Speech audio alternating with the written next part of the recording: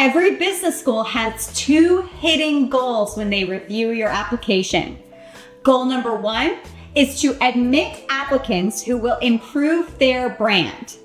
Goal number 2 is to admit applicants who will most likely say yes to their offer.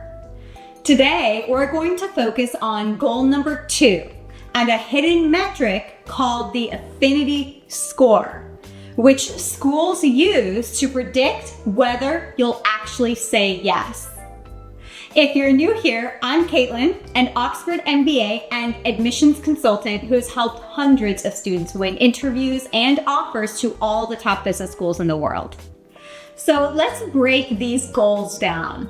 Goal number 1 is all about the brand. Schools want students who will go on to become successful alumni, people who will improve their reputation and make the degree more valuable over time. That's where your test scores, GPA, and work experience really matter. Admissions committees are also going to check to see if you'll be able to handle their coursework and if you'll be adding to the experience of your future classmates. Goal number 2 is about yield. Admissions committees do not want to waste offers on candidates that will not ultimately enroll and pay tuition, become high-paying clients. That's where the Affinity score comes in. It's your hidden score of how likely you are to accept an offer from that school if they make one. If your Affinity score is high, admissions committees will see you as a strong bet to enroll. And that will make them more confident in offering you a spot.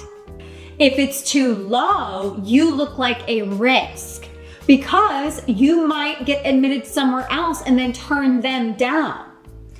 And that can hurt your chances, even if your profile is very strong. That's why understanding and raising your Affinity score can make such a huge difference. So what actually makes up your Affinity score? Well, there are 7 main data points that admissions committees use and that you can improve. Number 1 is demonstrated student and alumni connections. What you should be aiming for is to talk to at least 2 current students or alumni from the program and or the school that you're applying to. Now, in your applications, there are multiple places where they're going to ask you, have you contacted one of our students, student ambassadors, or alum, and please list their names. You also have the opportunity to do that in your essays usually and in your interviews. And the more that you can show them that you've tried to engage with their community before you were even admitted, the better it's going to be for your application.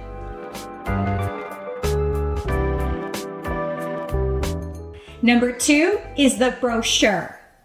Now, most programs will have a place on the program main homepage where you can click that you want to download the brochure that gives you information about that program, the class profile, the hiring companies, and you have to provide your personal details. Now, I always encourage my students to download that brochure and give them their personal details. But just make sure that when you do, you use the same email address that you are going to use to open the application account and to register for any of the virtual or in-person events that you are planning to attend.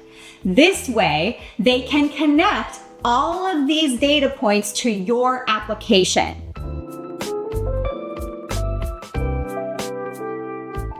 That leads us perfectly into number 3, which is the webinar events. Now, I always tell my students to try to attend at least 2 to 3 of these virtual events. Most schools have them. They have a range of events, so you have to find the ones that are relevant to you. For example, they'll have a general information session, they'll have specific to master's programs or MS programs, and they'll have more intimate conversations like coffee chats. So you can join different ones that are going to be relevant to your program.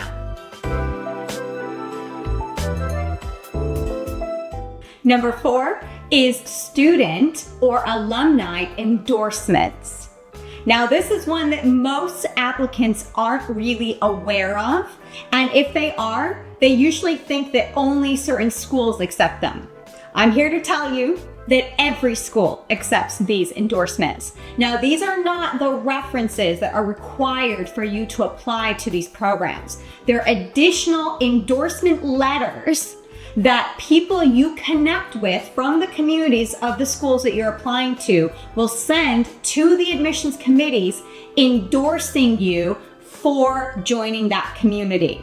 Now, the important note here is it doesn't have to be from people that you've known for a long time. So if my student doesn't already personally have a connection to the school or the program, then I will encourage my student to go to LinkedIn and find alumni from that program or the school and reach out and just be friendly and say, hey, I'm really keen on this university. I see that you completed the MBA program. I'd love to hear about your experience and what led you to this school. And people love to talk about their experiences. So you absolutely should reach out to those people. And if the conversation goes really well and they say, oh, is there anything else that I can do for you? Then that's when you say, well, actually, I would really appreciate if you wouldn't mind sending a letter to the admissions committee saying that you think that I would be a great addition to this community. And I'm telling you, all of my students get these letters. So people are willing to do it. You just have to take the initiative to reach out to alumni of the program. Now, when you do get these endorsements, usually you'll have to ask them to send it directly to the admissions committee's email address, and then the admissions committees will attach it to your application. Now, some schools, for example, Duke and LBS, London Business School, have separate forms specifically for this purpose. And so you should be using those forms. Now, if you don't know whether a school has a form versus just wants you to send an email, then just reach out to the admissions committee and say, hey, I have somebody that would like to send an endorsement for my application. How would you recommend that we submit it? And then they'll tell you exactly how they want you to send it to them. Number 5 is in-person campus visits.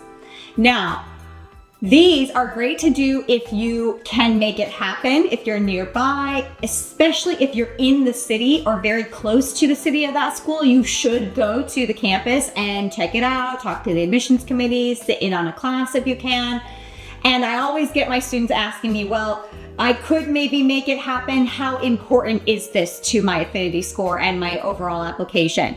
And I tell them, look, none of these things is going to make or break your application. But if you could make it happen, then you'll be one of a few that was able to actually speak from firsthand experience about the school and the campus especially. So it can improve the chances. It's not going to hurt your application if you can't make it happen, if you're too far away, but it is a potential opportunity for you to add weight to your application.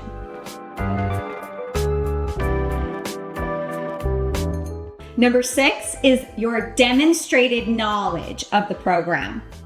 So this is going to be especially important for your essays and your interviews. So when you are answering the question, why our program? You absolutely need to get very specific and mention courses, unique opportunities that are going to be part of the curriculum, like maybe a global study experience that you're looking forward to. You should also mention names of professors and their research and how that's relevant to your career pathway. And you should also know about the student clubs that are going to be relevant to you, that you would want to join when you're there. And you say the names of all of these things word for word. And you can find all this information on the website. So you go to the curriculum pages. Sometimes they'll have PDFs you can download to get more information about the different courses that you could take. And go to the faculty bios to read the professor's research and find someone that is closely aligned with your background and your career interests. And do the same thing for the student clubs. And I usually tell my students at least 2 to 3 of each thing.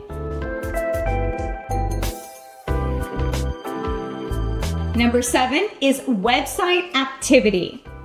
Now, when you first land on a program's web page, you're going to see that little box pop up at the bottom that asks you whether you want to accept their cookies. If you say yes, then it allows the school to track your activity across their website.